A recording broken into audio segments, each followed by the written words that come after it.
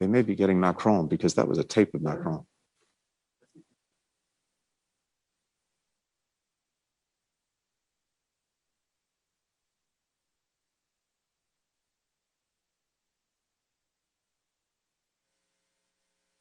Mr. President, colleagues, ladies, gentlemen, our discussion today demonstrates how deeply we all share the concern with regard to global climate change, and how much we're all interested in redoubling the international effort to address this issue. Whether this effort proves successful will largely determine the future of our planet, the development prospects of each country, as well as the well-being and quality of life of our citizens. We believe there is a solid legal framework for international collaboration in controlling and reducing greenhouse gas emissions, namely the universal agreements reached under the UN auspices.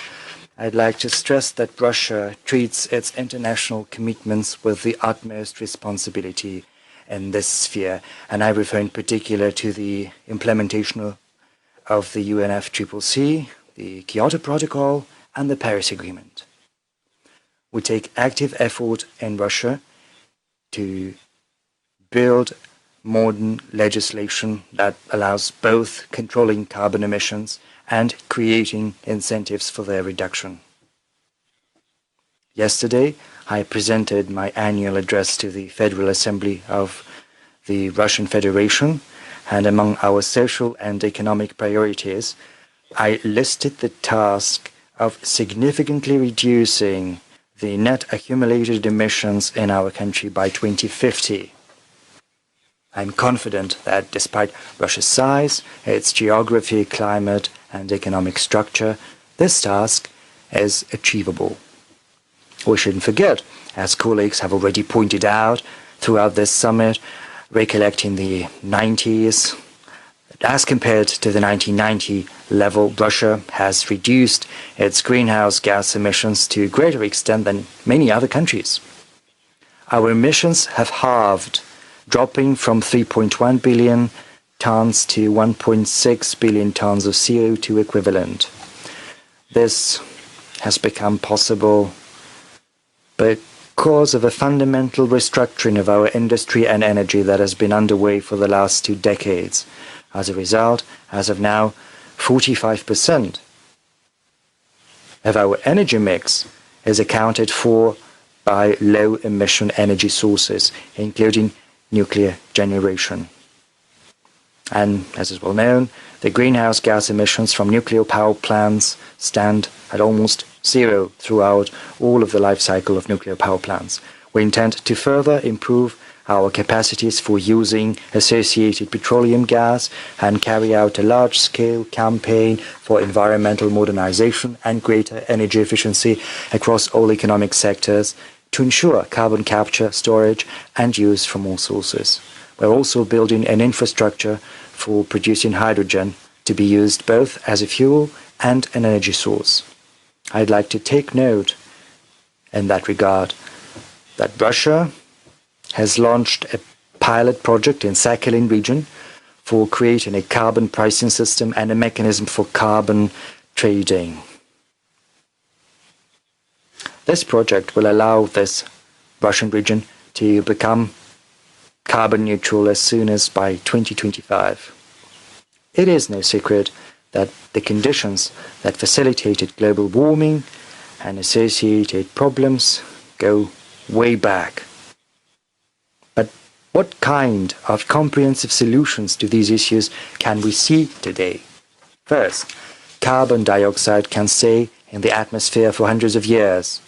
So it's not enough to tackle the issue of new emissions. It is also important to take up the task of absorbing the CO2 that has accumulated in the atmosphere.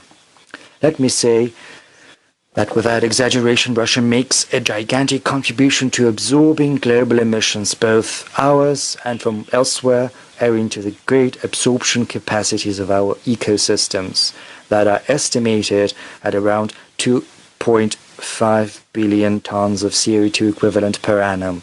Second, we need to take into account each and every factor contributing to global warming.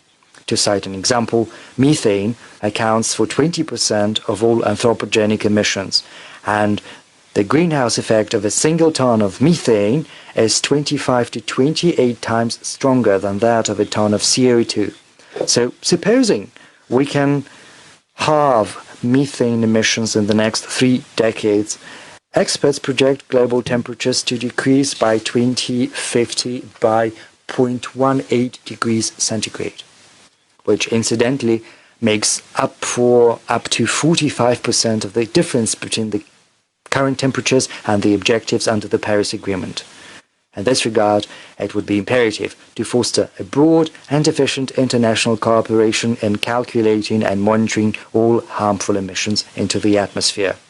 We invite all those interested countries to join collaborative scientific research, to jointly invest in climate projects that can make a difference in real life, and to actively pursue new low-carbon technologies for mitigation and adaptation. Third, I am convinced that the fight for preserving our climate should certainly unite the efforts of the international community as a whole. Russia is willing to propose a whole range of joint projects and to consider potential benefits even for foreign companies that would like to invest in clean technologies, including in our countries. And lastly, global development should not only be green, it should also be sustainable in every sense of the word. And this applies to all countries without exception. Accordingly, this development should go hand in hand with progress on such important tracks as fighting poverty and bridging development gaps between countries. In conclusion, I would like to reiterate that Russia is genuinely interested in galvanizing international cooperation so as to look further for effective solutions to climate change, as well as to all other vital global challenges. Essentially, it's the end goal of our today's video summit too. Thank you for your attention.